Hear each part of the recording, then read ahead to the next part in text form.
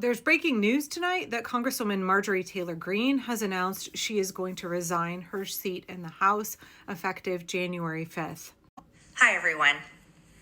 I've always represented the common American man and woman as a member of the House of Representatives, which is why I've always been despised in Washington, D.C., and just never fit in. Americans are used by the political industrial complex of both political parties, election cycle after election cycle, in order to elect whichever side can convince Americans to hate the other side more. And the results are always the same. No matter which way the political pendulum swings, Republican or Democrat, nothing ever gets better for the common American man or woman. The debt goes higher, corporate and global interests remain Washington's sweethearts, American jobs continue to be replaced, whether it's by illegal labor or legal labor by visas or just shipped overseas. Small businesses continue to be swallowed by big corporations. Americans' hard-earned tax dollars always fund foreign wars, foreign aid, and foreign interest, and the spending power of the dollar continues to decline. The average American family can no longer survive on a single breadwinner's income, as both parents have to work in order to simply survive. And today, many in my children's generation feel hopeless for their future and don't think they will ever realize the American dream. And that breaks my heart. There is no plan to save the world or a 4D chess game being played. When common American people realize and understand that the political industrial complex of both parties is ripping this country apart, that not one elected leader like me is able to stop Washington's machine from gradually destroying our country, and instead the reality is that they, common Americans, the people, possess the real power over Washington, then I'll be here by their side to rebuild it. Until then, I'm going back to the people that I love, to live my life to the fullest as I always have, and I look forward to a new path ahead.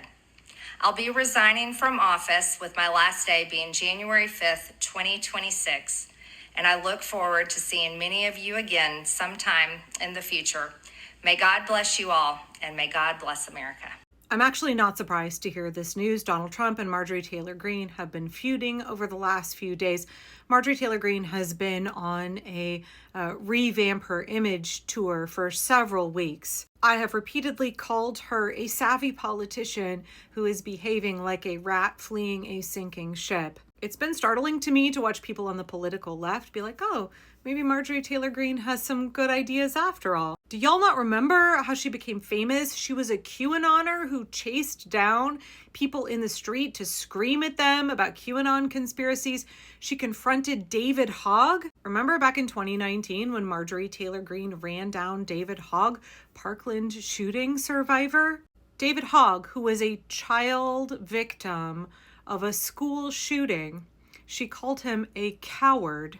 And she shouted accusations at him, conspiracy theories at him. Marjorie Taylor Greene, remember Jewish space lasers? Remember just a couple of weeks ago when Marjorie Taylor Greene was calling for a national divorce in this country? She's a deeply racist, deeply problematic person. Problematic doesn't even go far enough, y'all. If you don't understand why she has been on this image revamp tour of hers, AOC explained it very well a few weeks ago. Here's some tea for you. MTG, people are like, oh my God, she's saying all of these things. Like, what's gotten into her lately? Oh, like she's bucking against Trump. She's bucking against the administration. Marjorie Taylor Greene wanted to run for Senate in Georgia. She wanted to run for Senate earlier this year in the state of Georgia. She wanted to be the Republican nominee for Senate. So she was gearing up for that statewide race, and Trump told her no. Trump said no. And the White House and Trump land shut down Marjorie Taylor Greene's personal ambitions to run for Senate. And she has been on a revenge tour ever since. I've actually been intending to make a video about Marjorie Taylor Greene and her string of interviews where she's trying to paint herself as very reasonable She's trying to appeal to Republicans and Democrats. She's trying to make it sound like she's been misunderstood. She's actually very calm, very rational. She's using a very subdued voice. She's putting on this feminine dialect. She's doing a really masterful performance, particularly in her interview on The View. Maybe you should become a Democrat, Marjorie. No, that's why I'm not a Democrat. You've been outspoken about releasing the Jeffrey Epstein files. Most of your party is pushing back and stalling. If President Trump is not implicated in there, what is exactly being protected here? I have no idea, but it seems like very rich and powerful men are being protected. And I will sign anybody's resolution, and I'll get on board with anyone's push to release those files, because this is about women, especially when they were teenagers, were victims. And according to the victims, there's a list of men that they haven't released yet. They are afraid of lawsuits. They're afraid of it. And I said I would read the list for them on the House floor because I have speech and debate protection there. The only one who really is caught is a woman on this, is Ghislaine Maxwell. Right. What does that say? The irony of that, yeah. They say she's a monster, though. Yes.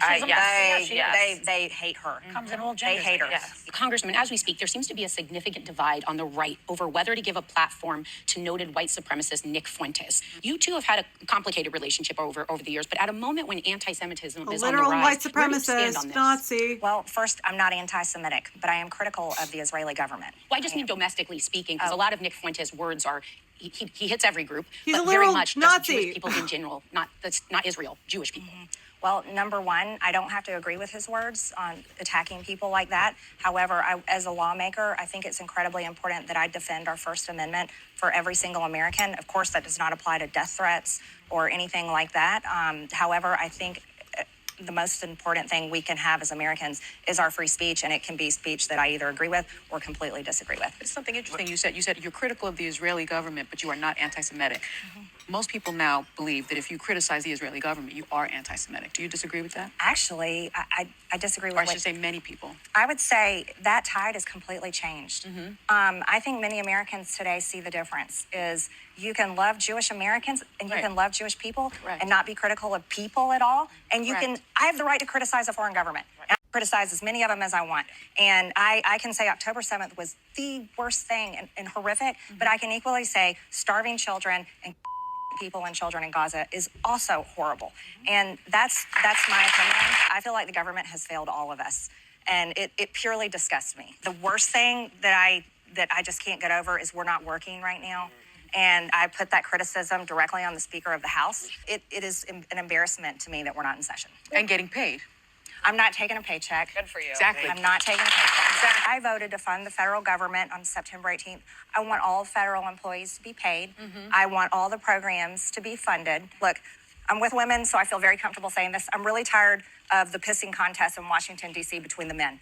I really am. Okay, that goes on for a while, but you can see she's actually a very savvy politician. She knows what she's doing. She is trying to rebrand herself as a populist, as somebody who can appeal to voters on the left and the right. She's saying the right things about Gaza. She tries to claim that she's not anti-Semitic, but we all remember the Jewish space lasers comments, right? Marjorie Taylor Greene has always been somebody who is an isolationist, who is a nationalist.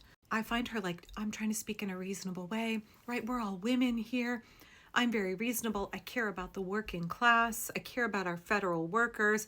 I care about starving children in Gaza. She's saying all of the right things. She thinks we're all going to have collective amnesia about all of her behavior and her tremendous loyalty for Donald Trump. Now, part of what's happening right now is that Donald Trump this week labeled her a traitor and wacky and said that he would put forth and endorse a challenger against her when she seeks re-election. I think Marjorie Taylor Greene's decision to resign from Congress, her attempt to revamp her image, all very strategic. She's very smart, but we have to make sure that we are not foolish. She's a known quantity. She has not apologized for any of her previous actions or statements. She has not taken responsibility. Again, very smart political maneuvering. Very smart on her part. We have to be smarter. We really got to be smarter.